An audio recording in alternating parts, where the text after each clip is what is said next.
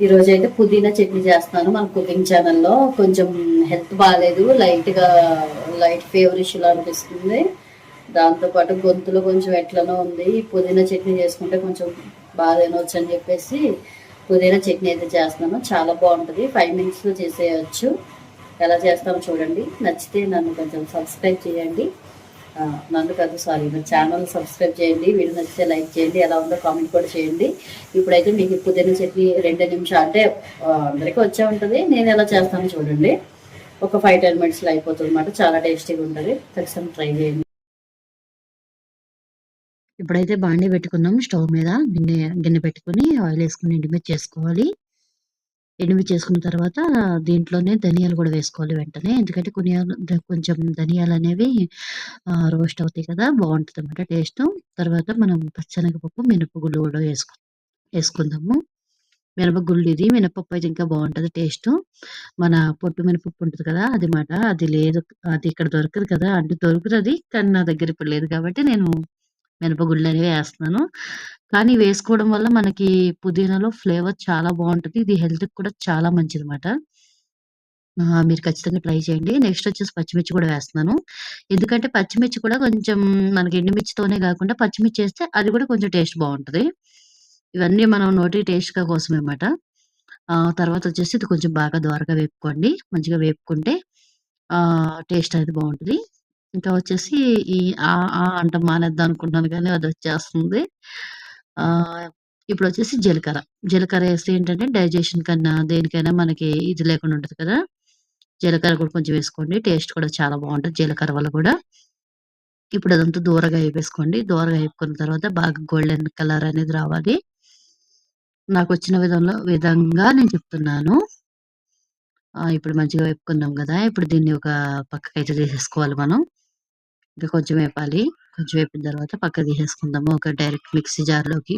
ఈ పిల్ల ఎవరో నేనెప్పుడు వాయిస్ ఓవర్ ఇద్దామన్నా ఏడుస్తది. ఇందాక వాయిస్ ఓవర్ ఇచ్చాను. అప్పుడు ఏడ్చింది. అది డిలీట్ చేసి మళ్ళీ ఇస్తున్నా. మళ్ళీ ఏడుస్తుంది. ఏడిస్తే ఏడిసింది. ఇంక ఈసారి ఇచ్చేసేయాలి. ఎవర్రా ఈ పిల్ల? ఇప్పుడైతే మనం వేయించుకున్నాం గదా! ఇది మిక్సీ జార్‌లోకి తీసుకుందాము.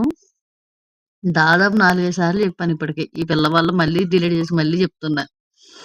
ఇప్పుడైతే మళ్ళీ ఆయిలేసుకుందాము. ఆయిలేసుకున్న తర్వాత మంచిగా మనం కడిగి పెట్టుకుని ముందుగానే ఒక 4, 5 సార్లు కడిగేసానమాట దీన్ని. పుదీనాని, కడిగేసిన పుదీనాని ఇందులో ఏద్దాం ఇప్పుడు.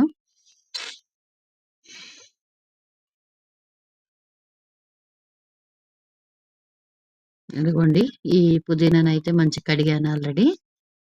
ఈ పుదీనా ఏంటంటే కొంచెం మట్టి గట్టా ఉంటది కదా, నీట్‌గా కడుక్కోవాలి. కాడలేస్తున్నానని అనుకోకండి. ఈ కాడలనేవి గూడా మనకి చాలా బావుంటదన్నమాట టేస్టు. అంటే అందరూ ఎయ్యరు కదా! నేనైతే కాళ్ళతోనే కత్తెరతో కట్ చేస్తామాట. చాలా బావుంటది. ట్రై చేయండి. కాళ్ళేసుకోకూడదు అది ఇది అంటారు గానీ, ఏసుకోవచ్చు, ఏం కాదు. కాడల వల్ల కూడా మనకి మంచి టేస్ట్ తగులుతది. దానివల్లే కదా మనకి ఆకు పైకొస్తది కదా! దానివల్ల ఈ టేస్ట్ తెలుస్తదన్నమాట. టేస్ట్ బావుంటది. ఒకసారి ట్రై చేయండి కాడతో కూడా. గోంగూర కూడా కాళ్ళతో ఎయకూడదంటారు. అంటే ఆ కాళ్ళు కాదు. గోంగూరకి మామూలుగా ఆకు చివరుంటది కదా, అది మాట. అది కూడా ఏసి చేస్తాను నేను. అట్లా ఏముండదు. పుల్ల పుల్లగా బావుంటది టేస్టు. ఒకసారి మీకు గోంగూర రోటి పచ్చడి చేసి పెడతాను ఉండండి మన యూట్యూబ్ ఛానెల్‌లో, కుకింగ్ ఛానెల్‌లో. కొంచెం సపోర్ట్ చేయండి ఫ్రెండ్స్ నన్ను. లైక్ చేయండి, వీడియోకి కామెంట్ చేయండి. నాకు కూడా కొంచెం సపోర్ట్ ఇవ్వండి ఈ వీడియో చూసేవాళ్ళు. మీరొక్క లైక్ చేస్తే నా వీడియో కొంచెం రీచ్ ఎళ్తది. మీరు కామెంట్ చేస్తే ఇంకా ఎళ్తది.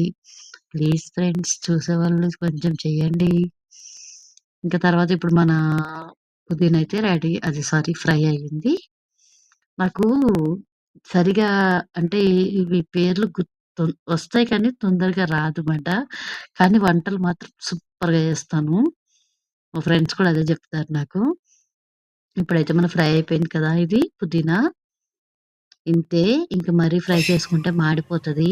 మాడిపోయిందంటే టేస్ట్ కొంచెం మాడు టేస్ట్‌లా ఉంటదనమాట. ఇంక దీన్ని ఇప్పుడైతే మనం పక్కకు తీసుకుందాము.